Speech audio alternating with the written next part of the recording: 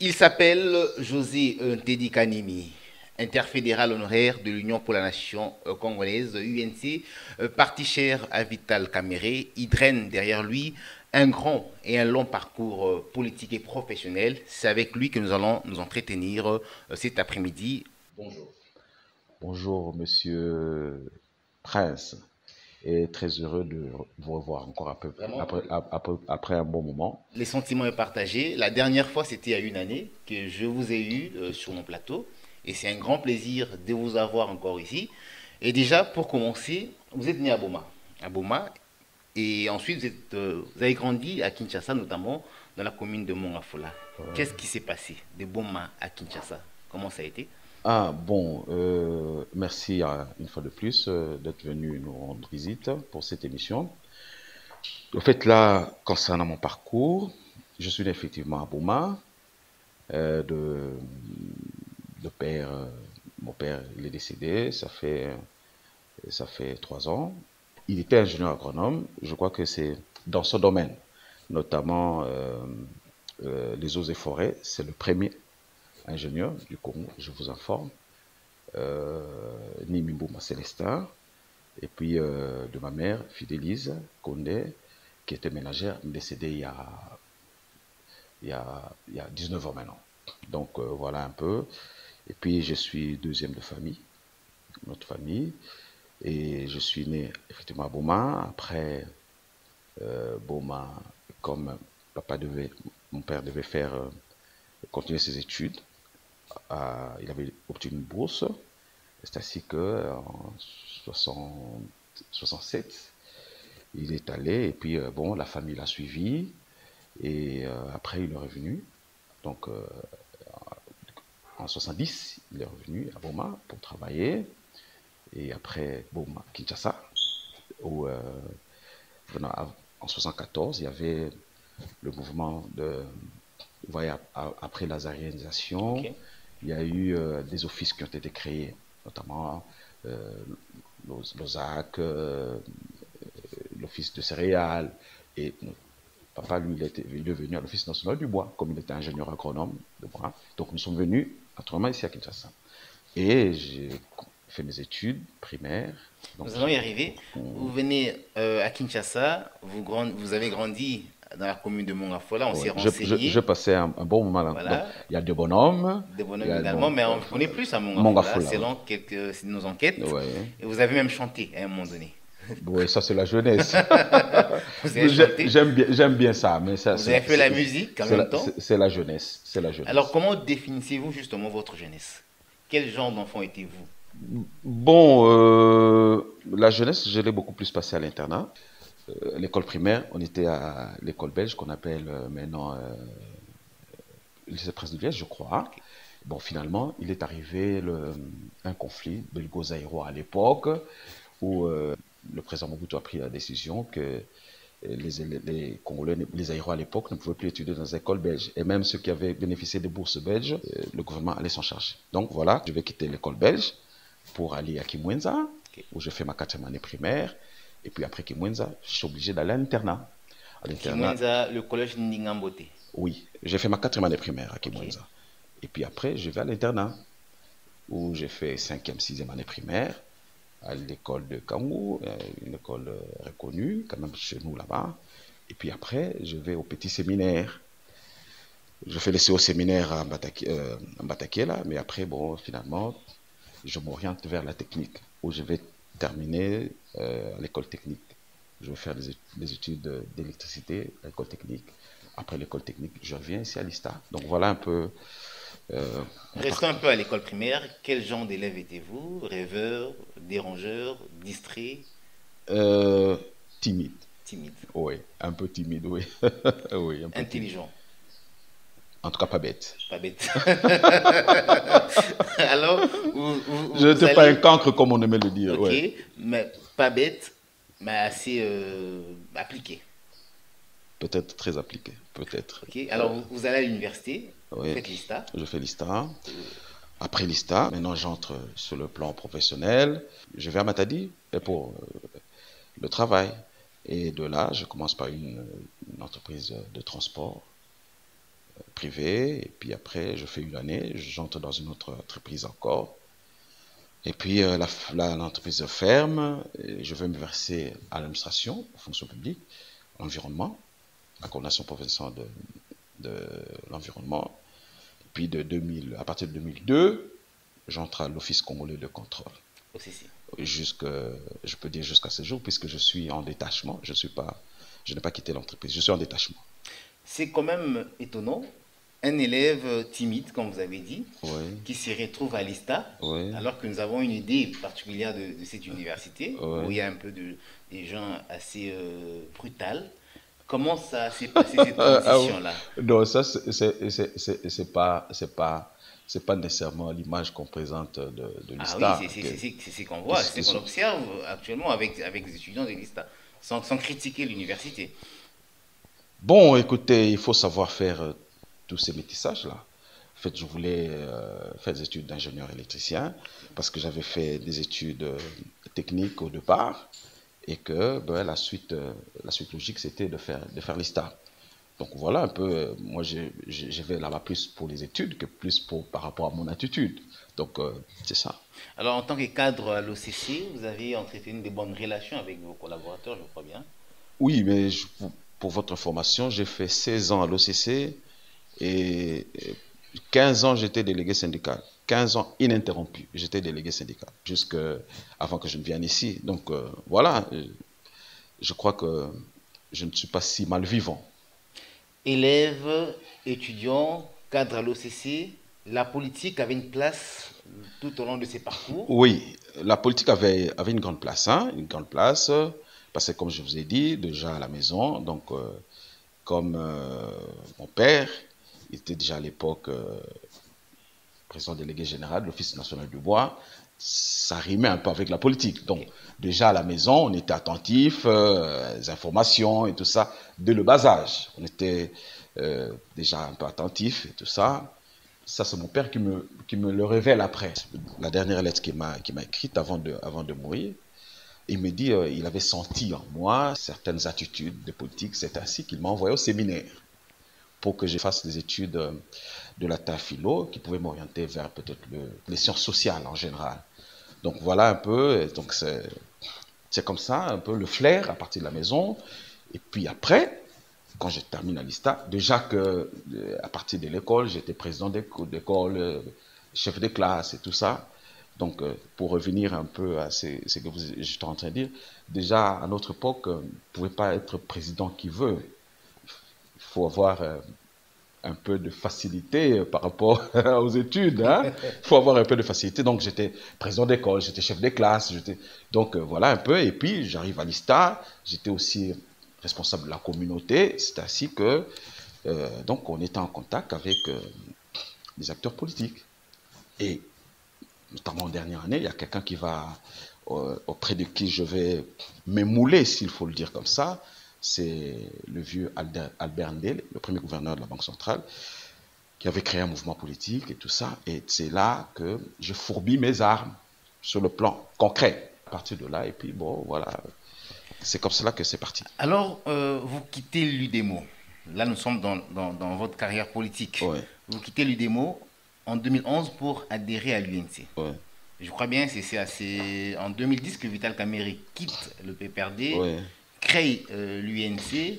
et vous adhérez. À ce moment-là, Vital Kamerhe est très aimé. Ouais. Il a travaillé en tant que président de l'Assemblée nationale, il avait une certaine notoriété. Vous quittez l'UDEMO, mais avant de parler de l'UNC, pourquoi avez-vous quitté l'UDEMO pour adhérer à l'UNC? Qu'est-ce qui s'est passé? Vous n'étiez pas loyal? Bon, je ne commence pas par l'UDEMO. Je commence par l'AREN. Je prie l'UDEMO parce que c'était le tout dernier parti politique Non, non, avant je commence par mais l'AREN, allez-y quand même, oui. le parti de Ndele Albert. Ok. Et nous sommes parmi les gens qui avons créé ces partis, si je peux le dire. Et puis ben, finalement, après, comme il est rentré en Europe, compte tenu de certaines raisons qui lui sont propres, et après on est resté, donc en 2006 notamment. Je vais me présenter aux élections provinciales, ok, sur le compte de l'AREN, ce parti-là. Et puis bon, finalement, après, en 2009, 2009 ou 2010, j'ai pas pris beaucoup de temps aussi à l'UDEMO. 2009 ou 2010, j'adhère à l'UDEMO. J'adhère à l'UDEMO et puis, bon, déjà que euh, le président Vital Kamerhe, il nous a, même quand il était au PPRD, on le suivait et avec un groupe d'amis, hein, on s'était dit, ah mais vieux Oyo, on la partie naïe. Déjà au PPRD, on la partie naïe, il faut tout l'andaï avec des amis. Et puis bon, quand finalement il a créé son parti, on s'est dit, c'était l'occasion. Donc j'ai quitté du démo parce Ouais. qu'effectivement, le président Vital, je l'ai suivi à la télévision et tout ça.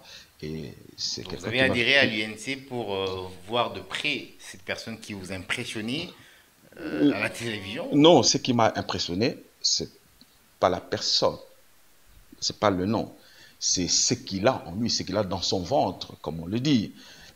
Quand il présente les faits, ses attitudes, sa façon d'aborder les choses, ses allures, je me dis, c'est un acteur de rêve. Et comme on peut le dire, en fait, on suit des cours par correspondance. À distance déjà, là, on voulait bien lui ressembler sur certaines attitudes, sur certaines façons de voir les choses. Donc voilà un peu. Et il nous a tiré vers le parti.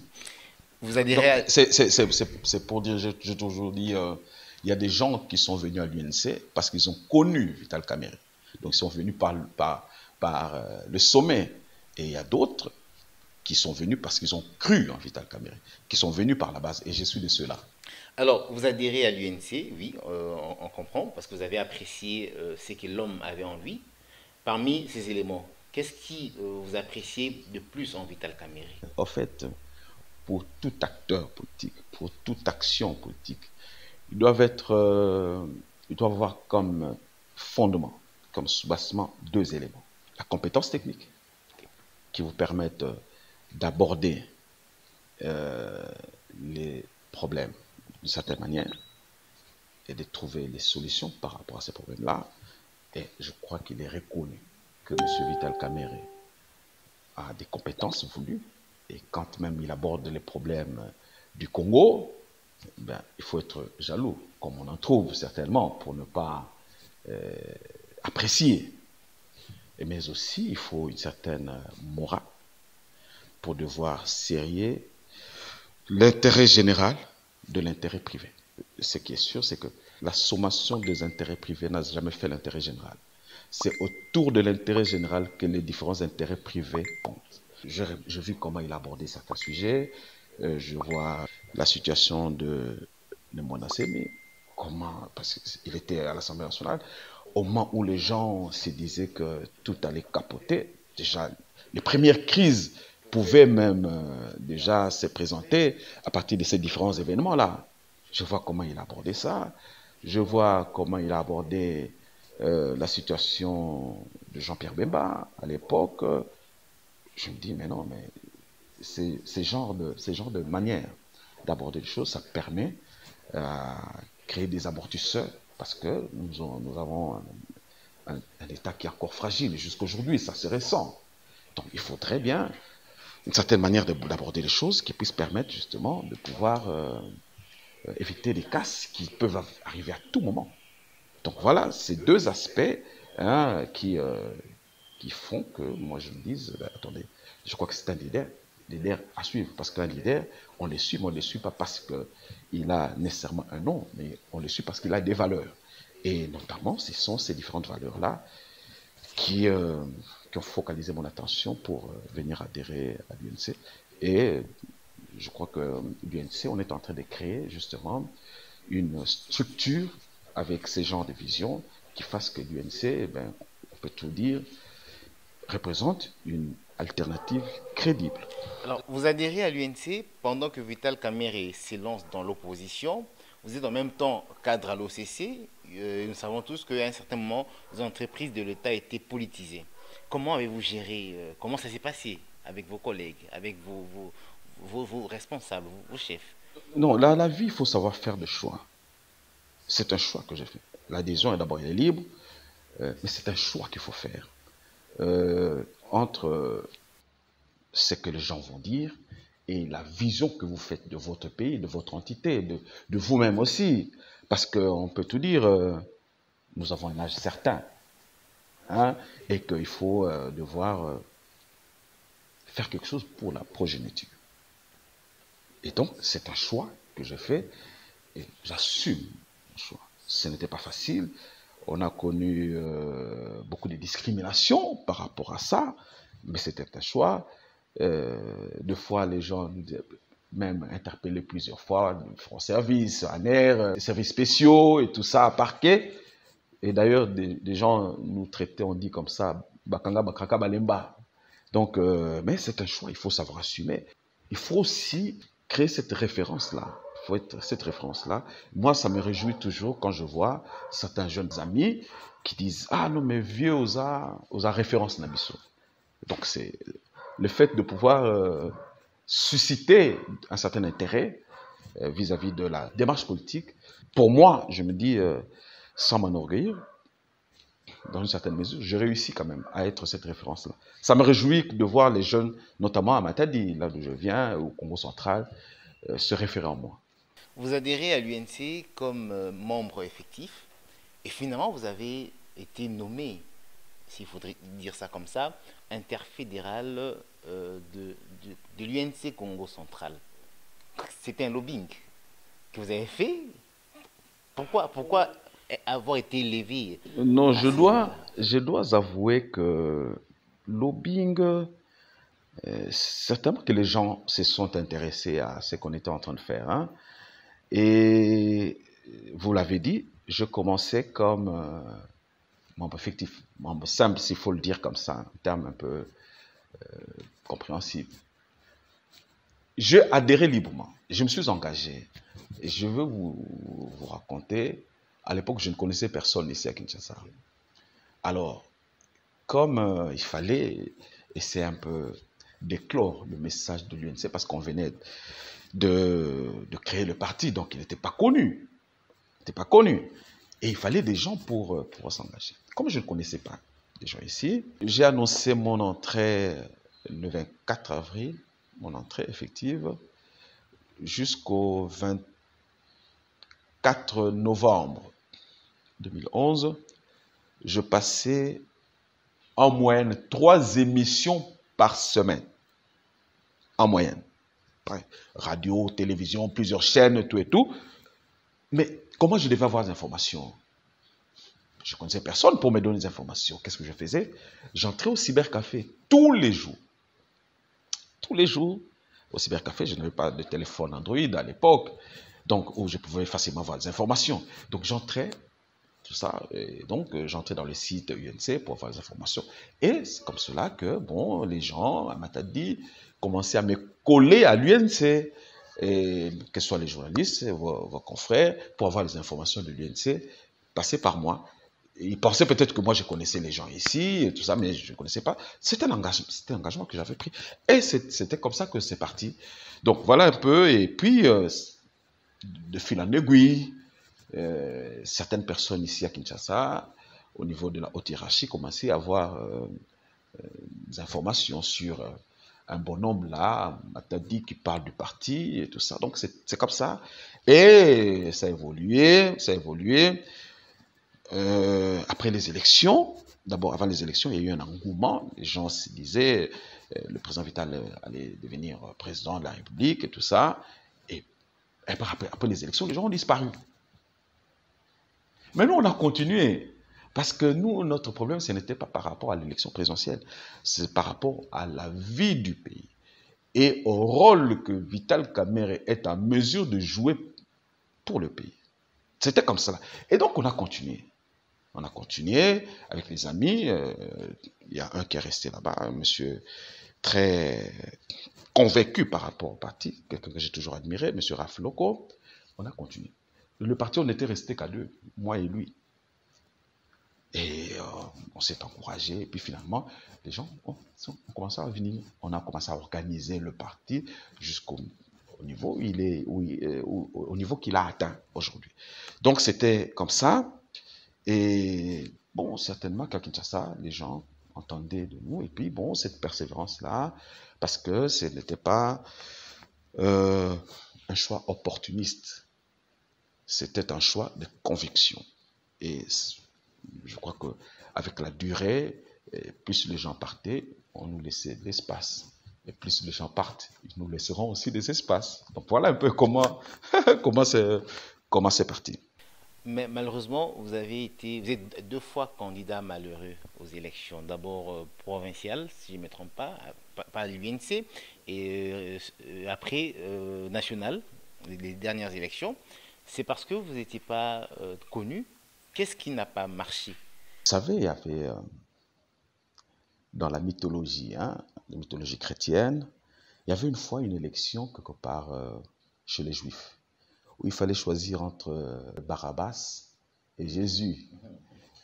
Je crois que le Juif à l'époque avait choisi Barabbas, alors que Jésus a opéré des miracles, autant de miracles qu'ils ont vus. Et ce n'est pas pour autant que Jésus ait moins de valeur que Barabbas. Donc, l'élection, il faut la prendre comme un jeu. Ce n'est pas parce que vous avez échoué à une élection que vous devez vous récroqueviller, croire que vous n'avez pas de valeur. Non. Donc, c'est d'abord ça, c'est un principe qui fasse que, bon, pour moi, l'élection, je prends ça pour un jeu qui n'affecte pas sur ce que je peux humblement représenter ou modestement représenter comme valeur. Je suis allé aux élections 3 fois, une fois pour le compte de la reine, 2 fois pour le compte de l'UNC.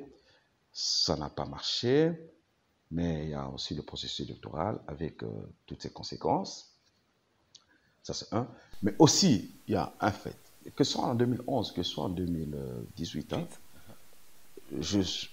dans les sondages, je suis toujours parmi les 3 premiers, dans les sondages. Et justement pour vous dire qu'il ne faut pas trop compter sur les sondages. Et en 2011, on me dit, mais Souli Kakaolobi, que candidat président Nayo, Etienne Tshisekedi Oroleka. J'ai dit non, je ne fonctionne pas comme ça, s'il vous plaît. Je suis à l'UNC, notre candidat président de la République, c'est Vital Kamerhe. Je préfère sombrer avec le parti que mon éducation ne me permet. Je me sentirais pas à l'aise. Enfin, c'est pas un défaut ou quoi, je sais pas, mais je ne me sentirais pas à l'aise d'être à l'UNC et de dire le candidat beau voter Etienne Tshisekedi. Non, je préfère couler. Bon, chacun peut donner un jugement, mais c'est comme ça que parfois je fonctionne. Peut-être trop de principes tuent les principes. Je crois un peu. C'est ça, donc, bon, moi je ne m'en plains pas. Et puis en 2018, je crois quand même qu'il y a eu un peu de tripotage. Vous pouvez vous renseigner parce que vous avez dit, est-ce que vous n'êtes pas connu à Matadi? Non, il faut vous renseigner. Je suis une référence, modestement, je suis une référence à Matadi. Justement, on s'est renseigné, mais on apprend également qu'il y a eu une contre-campagne contre vous, parce que vous êtes quelqu'un de conflictuel. Ah bon? C'est qu'on a eu comme information, il faudrait bien qu'on le sache. Pourquoi on dit de vous être quelqu'un de conflictuel? Il y a des exemples, je peux en donner quelques... Bon, vous pouvez donner des exemples, mais déjà, rassurez-vous, je ne suis pas quelqu'un de parfait. Mais des conflictuels. Je vous ai dit que j'ai été au séminaire, et des gens de notre génération, quand vous avez été au séminaire, vous êtes dopés par certains principes.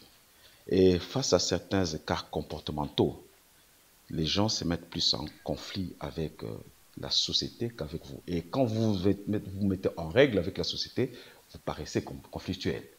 Vous comprenez? Mais sinon, je vous dis par exemple, si je dis à quelqu'un comme ça que, attendez, je trouve anormal que tu sois dans un parti politique où il y a un candidat président de la République et que tu dises votez pour telle personne. Bon, j'entre en conflit certainement avec cette personne-là, à qui je reproche ce genre de comportement. Mais au fait, en réalité, qui est en conflit? C'est lui qui est en conflit avec la société ou il est en conflit avec moi? Parce que je trouve anormal, je viens de vous dire, je trouve anormal que tu sois dans un parti politique, vous allez au congrès, le congrès désigne quelqu'un. Logiquement, vous vous mettez dans la bataille pour faire passer ces candidats-là. C'est comme cela la logique. Mais non, que toi, tu te comportes autrement. Avec moi, ça pose problème. En fait, moi-même déjà, ça me pose problème pour le dire. Je préfère échouer. Alors que peut-être j'ai engagé mes propres moyens pour battre campagne. Mais je préfère par principe échouer. Parce qu'on vous dit, ça c'est, milieu, il y a telle personne. Donc, ceux qui ont le bika y est candidat à la présidence au collègue. J'ai dit non, je préfère rester à la maison. On dit également de vous d'être quelqu'un de peureux. Orgueilleux également. Peureux, vous avez du mal à agir, vous avez du mal à vous assumer. Orgueilleux, Décidément. vous approchez rarement les gens qui vous entourent, les gens du parti. Vous avez certaines personnes avec qui vous parlez bien et d'autres non. Comment pouvez-vous, Bon, comment acceptez-vous, comment réagissez-vous face il y a, il y a- à il y a- toute... il y a deux questions. Peureux, vous avez dit que j'étais dans une entreprise publique, mais que je me suis assumé par rapport à mon choix. Je suis allé à la police, au service plusieurs fois. J'ai été interpellé à l'ANER plusieurs fois. J'ai été au cachot, on appelle 24-15, je ne sais pas si vous connaissez Matadi, vers la ville. plusieurs fois. Donc, si j'étais peureux, je crois que j'allais abdiquer. Et je voudrais maintenant, en termes de comptabilité, combien de gens au Congo central ont eu ce parcours. En plus, j'étais dans une entreprise publique. Donc, les différents engagements que je prenais là pouvaient me coûter mon emploi. Mais je me suis assumé. Donc, je crois que sur ce plan-là, c'est discutable. Mais non, orgueilleux. Bon, je ne sais pas. Ça dépend, hein? Ça dépend de chacun comment il peut juger. Mais attendez, il ne faut pas confondre entre la personnalité et l'orgueil. Devant quelqu'un qui est léger, il trouve, quand vous lui opposez la personnalité, il trouve que c'est l'orgueil. Je prends un cas, enfin, j'essaie d'illustrer. Moi, je suis interfédéral. Je prends la mesure de la fonction. J'estime qu'un interfédéral n'est pas un sous-fifre, ce n'est pas un pantin. Et par conséquent, quand on échange, je souhaite qu'on ait un échange des rapports de collaboration, pas d'imposition. Parce que vous êtes d'un certain âge. Vous comprenez? Un interfédéral, c'est un grand responsable. C'est un haut cadre du parti. Et à partir de là, moi je suis interfédéral, je vous dis, il y a des choses que je ne fais pas. Il y a des concessions que j'ai faites avec moi-même. Je vais encore plus. Quand on était à l'opposition, là, les comportements de certaines personnes, c'était de passer à la télévision, par exemple, ils critiquent le gouverneur, ok? Et puis après, on les soudoie. Vous comprenez? Mais quand vous avez été, c'est pas le séminaire d'aujourd'hui là, ou quand vous avez, moi j'ai fait 10 ans à l'internat. Quand vous avez été à l'internat, peut-être pas maintenant, mais à notre époque, il y a certains principes. Donc moi, je ne peux pas aujourd'hui passer en train de critiquer les gouverneurs et puis après, je vais prendre l'argent. Vous comprenez? Mais le gouverneur, qu'est-ce qu'il va dire? Petit Wanaza orgueilleux. Est-ce que vous comprenez? Il va dire, Petit Wanaza orgueilleux, Batunyon Sobazoa Kozambongo Pananga, mais Yazoyate. Non. Ce n'est pas l'orgueil, c'est de la personnalité. Parce que je représente un parti, je représente un leader, je me retrouve là comme un petit caméré à Matadi, au Congo central. Donc, il y a des comportements que je dois afficher, il y a des concessions que je dois faire avec moi-même, parce que je représente l'image du parti. Vous comprenez? Alors maintenant, pour celui-là, même quand il vous envoie des gens pour vous avoir, il dit ah non, Petuana, tu vois un peu là, comme ça, non, Petuana, ça, on a connu un peu. En fait, c'est des réalités qu'on vivait à l'intérieur, que peut-être tout le monde n'était pas au courant. Ok? Vous êtes dans une entreprise. On dit, mais il suffit que vous adhériez au PPRD, vous allez avoir une promotion. Je dis non, je suis désolé, j'ai fait un choix. Mais pour le directeur qui te le dit comme ça, qu'est-ce qu'il va dire? Il va dire que tu es orgueilleux. Mais c'est la personnalité. Je ne peux pas, pour avoir une promotion, simplement venir adhérer à un parti pour lequel je n'ai pas de convictions. Alors maintenant, voilà, je vous donne des cas concrets. Pour telle personne, ils vont dire que vous êtes orgueilleux. Non, il ne faut pas confondre entre l'orgueil et la personnalité. Entre la légèreté et la simplicité. Donc, face à des gens qui sont légers, dès que vous leur opposez certains principes, ils vous traitent de n'importe quelle manière. Et c'est ça plus le problème. Donc, c'est vrai que j'ai des défauts, mais peut-être que vous ne l'avez pas révélé, que moi-même je connais.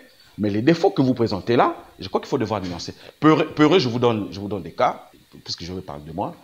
Il n'y a pas beaucoup de débat Congo, ou du Congo central, hein, qui se soit fourvoyé, je dis comme ça, fourvoyé dans cette histoire du NC, dans le marigot du PPRD qu'il y avait, hein, avec tous les services de sécurité. Notre entreprise, l'OCC, c'était une entreprise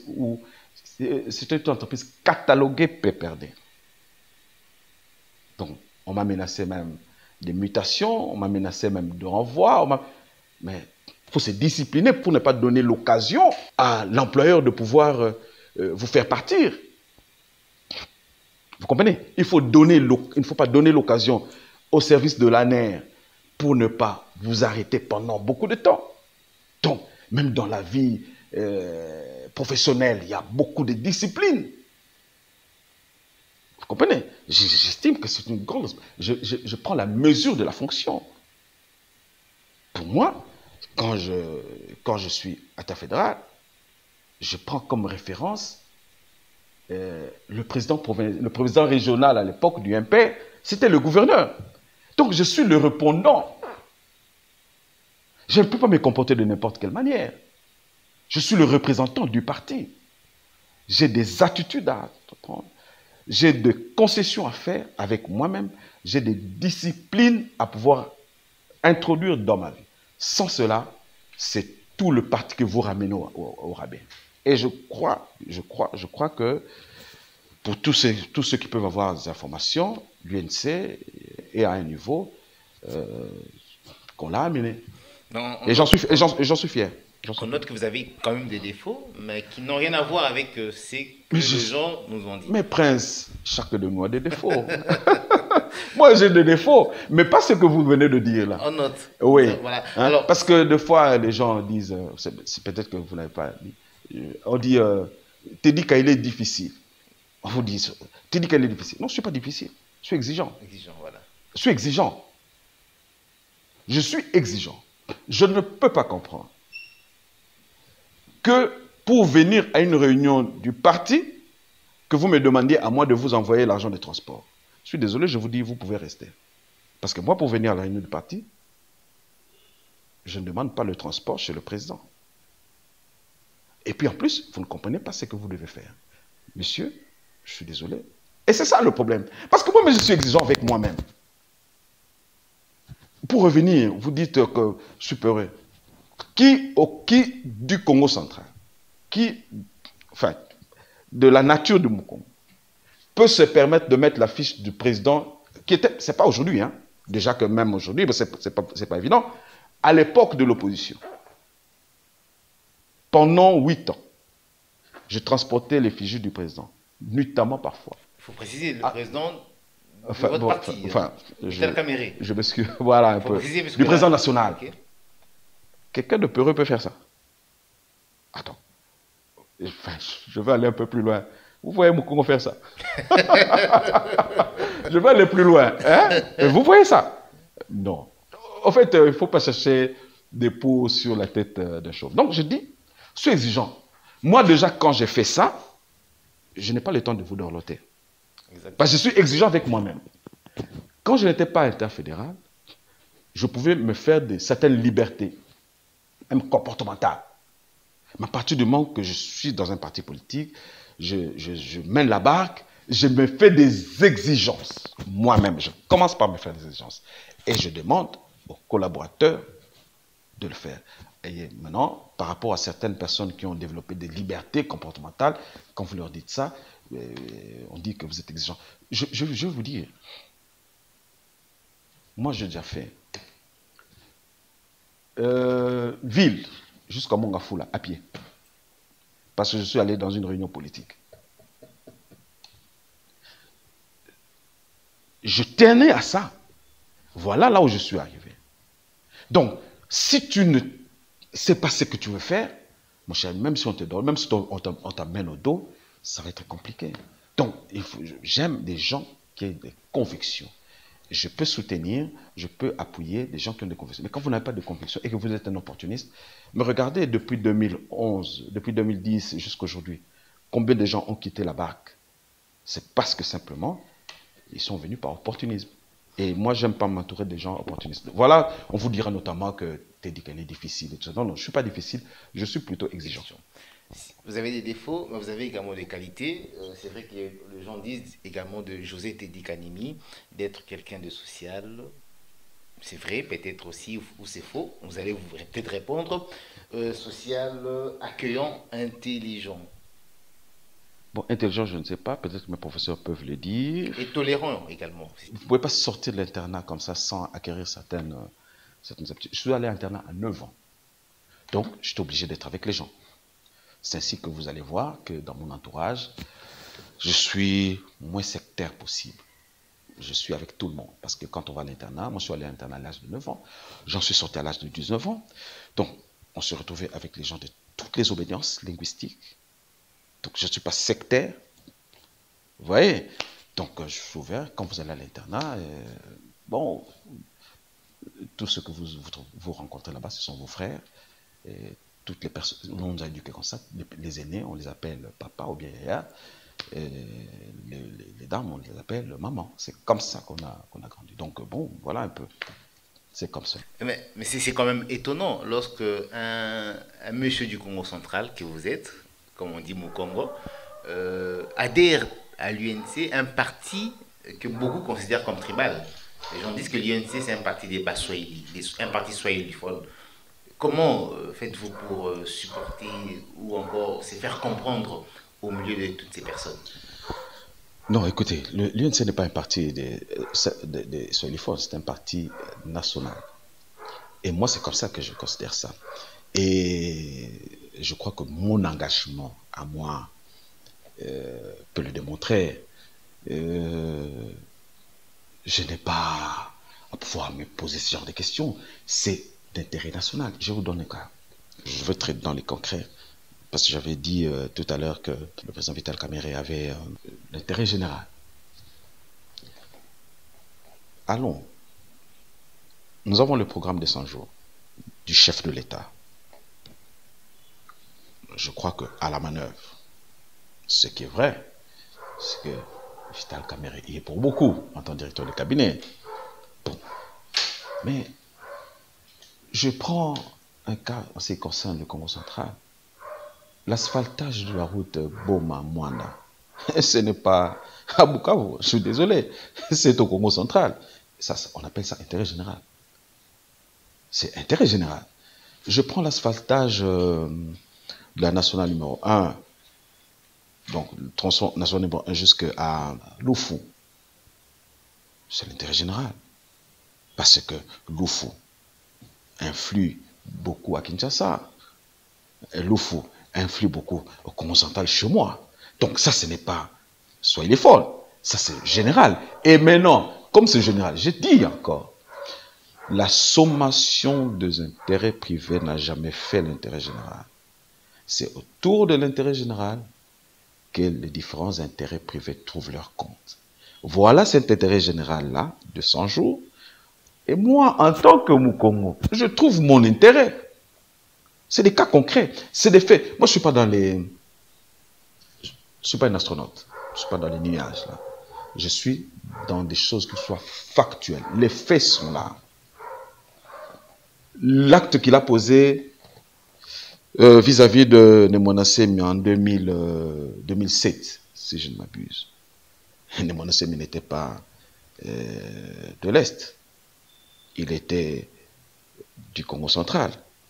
Oui, peut-être que je peux être attiré parce qu'il était du Congo central. Mais la situation à l'époque, s'il n'avait pas géré avec une certaine maturité politique qu'on lui reconnaît, avec une certaine sagesse, avec une certaine intelligence, peut-être que ça pouvait dégénérer. Et si ça dégénérait, l'intérêt général allait être frité.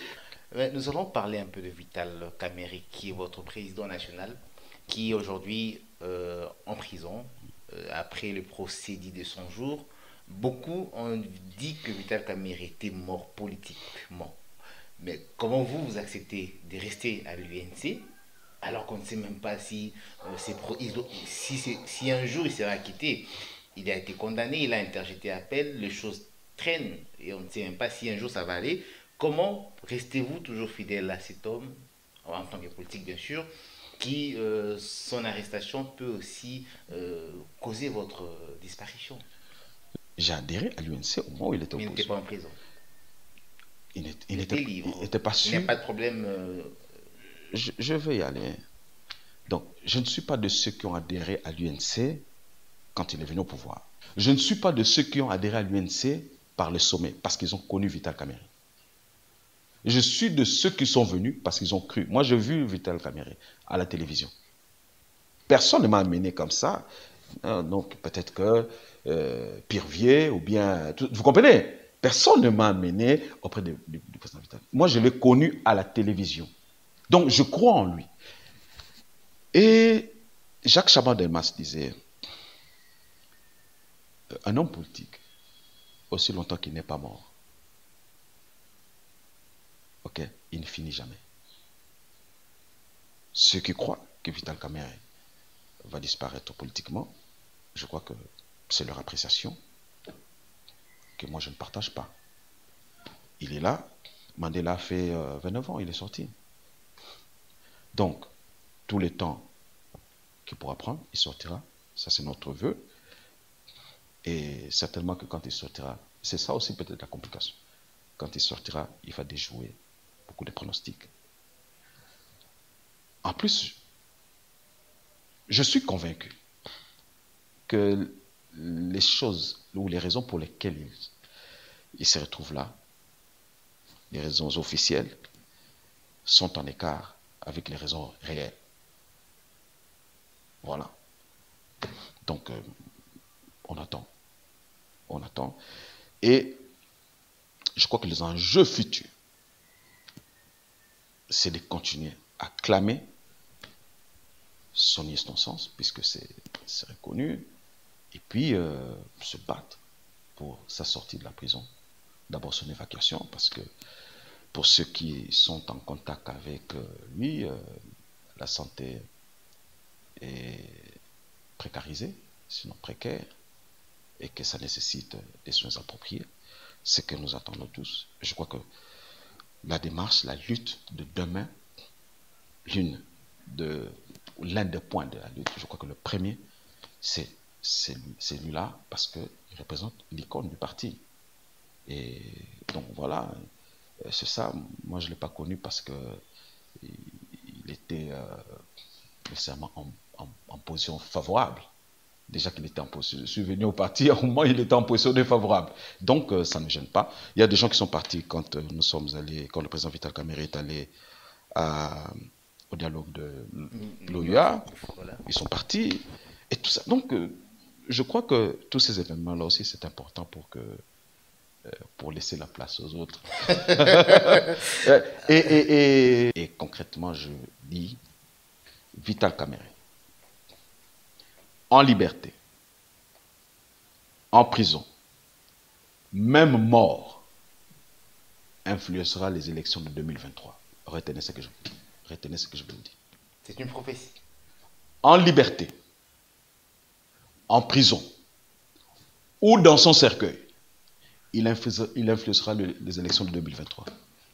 On retient la prophétie. Alors nous allons chuter avec cette question. Vous êtes à l'UNC, vous avez passé plusieurs années dans ces partis. Si José Teddy Kanini devait apporter un plus dans l'UNC, quelles seront ces propositions que vous pouvez faire au président de votre parti? Je crois que, au fait, c'est en termes de projection que vous voulez le dire. Je dis notamment la première chose au niveau du parti, c'est de se battre pour que euh, la liberté du président Vital Kamerhe soit effective, c'est de se battre pour les élections de 2023. Nous avons une configuration de 16 députés où il y a une pondération beaucoup plus avancée dans un coin bien déterminé et il est question de pouvoir renforcer les autres points. Donc, je crois que des études doivent être menées avec tous les protagonistes, tout ce qui peuvent amener un apport pour que on puisse remonter les différents coins qui sont en, en déphasage par rapport à certains coins-là. Je crois que c'est autour de cette dynamique-là que nous allons qu'il faut travailler pour que 2023 soit plus intéressant que 2018. Il y a évidemment toutes ces incompréhensions qu'il y a entre les gens et tout ça. Il faut devoir mettre les amortisseurs pour qu'on ait moins de... Quand vous soyez les réseaux sociaux, donc il faut mettre quand même des amortisseurs pour qu'il y ait moins de casse. Ce qui est sûr, c'est que le parti a des valeurs, a des personnes de grandes valeurs sur lesquelles on peut s'asseoir, on peut se reposer, les jeunes de grandes valeurs, les femmes aussi de grandes valeurs, sur lesquelles on peut se reposer pour relancer notre parti. J'ai toujours dit, au fait, un parti, c'est une structure. Les structures sont des sens inertes. Et ce sont les hommes qui donnent l'animation qu'il faut. Donc, nous avons des personnes qui soient en mesure de pouvoir orienter le parti d'une certaine manière, de manière à ce que nous soyons le plus compétitifs possible, parce que je crois que tous les signaux qui se présentent, c'est on est en train d'aller vers les élections 2023. Déjà qu'il faut apprécier au niveau de notre parti aussi, il y a la cellule électorale qui est renforcée, pour lesquels on a renforcé les capacités. Il y a l'opération 1 $ pour le parti, pour je crois, le bâtiment. Ça aussi, c'est des choses très appréciables, encourager à consolider. Et donc, voilà un certain nombre de choses qu'il faut pour le parti. Je crois que l'UNC, c'est beaucoup démarqué. Quand vous voyez à l'Assemblée nationale, nos députés, comment ils se démarquent, et ils sont percutants. Et quand vous avez au niveau même de chez nous, les conseillers de l'UNC ne passent pas inaperçus. Et donc je crois que l'UNC, c'est quand même une école pour laquelle on doit être tout à fait fier. Et moi, je suis fier d'appartenir à l'UNC. Je crois que je ne suis pas encore prêt à quitter l'UNC. De toute façon, la personne qui va me faire quitter l'UNC n'est pas encore née. Voilà. Voilà. Donc voilà ce qu'on peut dire. Voilà, merci José Ntedi Kanimi. Je rappelle ici, vous êtes cadre de l'UNC, vous êtes interfédéral honoraire de l'UNC au niveau du Congo central. Actuellement, vous êtes conseiller du chef de l'État. Ouais. Et ça a été un plaisir pour nous de vous avoir reçu pour cet entretien. Un dernier mot en 45 secondes. Je n'ai pas de dernier mot. Pour cette émission. Parce que je voudrais que vous puissiez revenir encore un autre jour. Merci. Donc, si je donne mon dernier mot ici, je risque de ne plus vous voir. Alors que j'aime bien voir Prince, j'aime bien voir Driss, j'aime bien voir Michel. Donc, voilà un peu, je n'ai pas de dernier mot à ce sujet. Voilà, merci mesdames et messieurs, nous sommes arrivés justement à la fin de cet entretien. Comme vous le savez, nous avons reçu pour vous José Ntedi Kanimi, interfédéral honoraire de l'UNC au niveau du Congo central. Il a répondu à toutes nos questions. On se retrouve prochainement. Au revoir.